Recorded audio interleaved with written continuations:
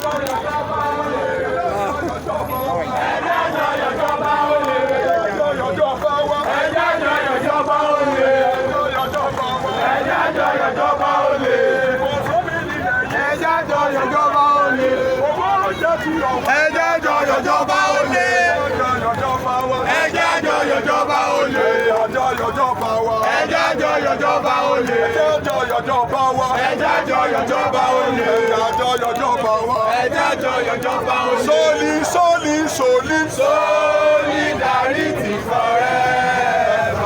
Solidarity forever. Solidarity forever. We shall always fight for our rights. Solidarity forever. Solidarity forever. Solidarity forever. We shall always fight for our rights.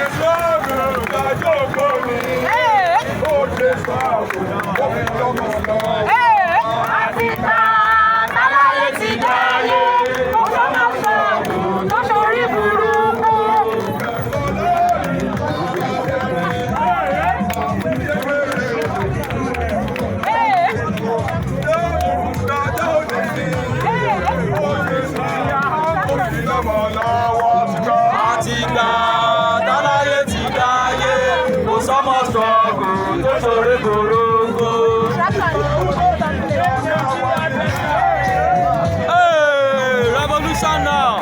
This is not democracy, this is demonstration of craziness by the elites. They just carry our money, they loot am. It's like they swallow our money.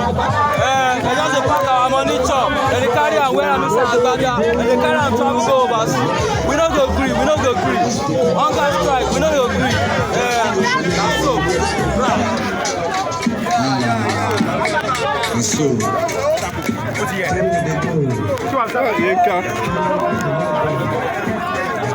There's hunger.